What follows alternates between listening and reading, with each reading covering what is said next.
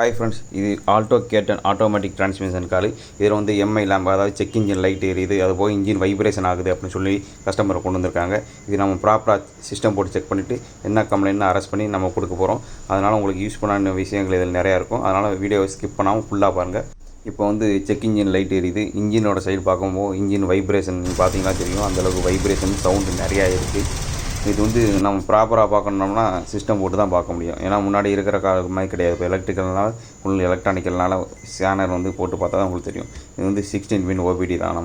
நம்ம செக் பண்ணி பார்த்தா தான் உங்களுக்கு பக்காவான ரிசல்ட் கிடைக்கும். ஒவ்வொரு டூல்ஸாகவும் அதாவது ஸ்பேர்ஸ் ஏதாவது ஒவ்வொன்றா மாற்றி பார்க்குறது வந்து டோட்டலி வேஸ்ட்டு. பொறவண்ட காலையில் எல்லாமே வந்து ஃபுல் அண்ட் ஃபுல் ஸ்கேனர் தான். நம்ம வந்து ஸ்கேனர் போட்டு பார்க்கோம், வின் நம்பர் கேட்குது, வண்டியோட சேஸ் நம்பர் வந்து கொடுத்து உள்ளே என்ட்ரி பண்ணுறோம்.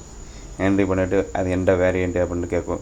மாருதி சுசுகி இந்தியா அப்படின்னு நம்ம டயக்னாசிஸ் கொடுக்குறோம். அது ஆட்டோமேட்டிக்காக சர்ச் ஆகி உள்ளே போகும். உள்ளே போனதும் நியூ மாடல், ஓல்டு மாடல் இந்த மாதிரி வேரியண்ட்டு கேட்கும். நம்ம நியூ மாடல்னால நியூ மாடல் கொடுக்குறோம்.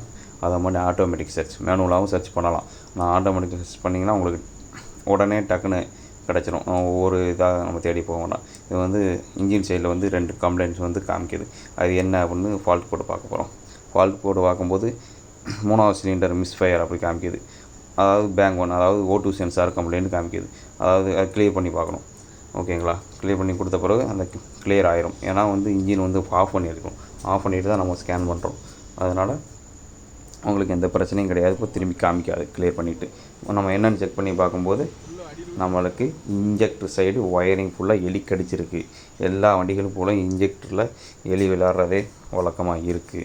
அதனால் நீங்கள் வந்து எலிகள் தொந்தரவுலேருந்து நீங்கள் எதாவது சேஃப்டி பண்ணிக்கோங்க. இந்த ஒயரிங்கில் பார்த்தீங்கன்னா என்ன பண்ணியிருக்காங்க பார்த்தீங்களா? இந்த மாதிரி ஒயரை வந்து மடக்கி மாட்டி வச்சுருக்காங்க. ஏற்கனவே ஒர்க் பார்த்துருக்காங்க.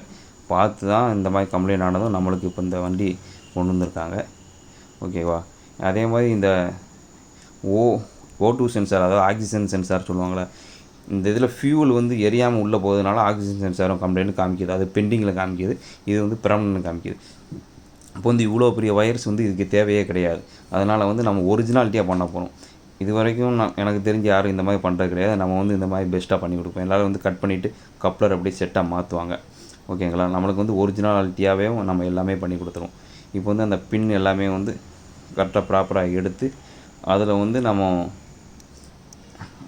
அந்த ஹோல்ஸ் இருக்குது பார்த்தீங்கன்னா, அதில் லாக்ஸ்னா பொடி லாக்ஸ்னால் வரும். ரொம்ப மைன்யூட்டான ஒர்க் தான். கொஞ்சம் இது வந்து என்ன சொல்கிறது, அவசரப்படாமல் பார்க்குற வேலைகள்.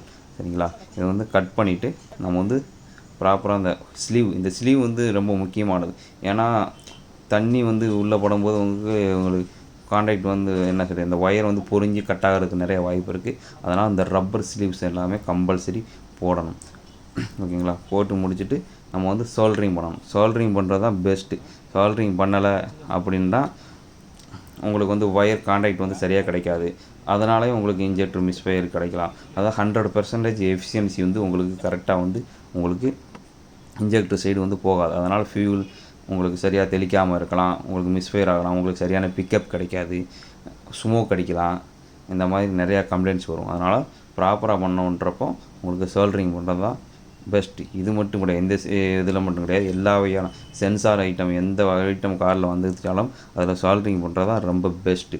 இல்லை அப்படின்னா அது கொஞ்ச நாள் கழித்து இப்போ நார்மலாக நம்ம வந்து முறுக்கும்போது நல்லா தான் இருக்கும் டேப் அடிக்கும்போது. ஆனால் கொஞ்ச நாள் பட 1 வருஷம் இந்த மாதிரி ஆகும்போது அந்த இடத்துல ஒரு மாதிரி ஒரு ரஸ்ட்டு ஃபார்ம் ஆகும். அப்படின்றப்போ கான்டாக்ட்ஸ் கொஞ்சம் கொஞ்சமாக மைல்டாக குறைஞ்சிக்கிட்டே வரும். அப்படின்றப்போ உங்களுக்கு இஷ்யூ தெரியாது.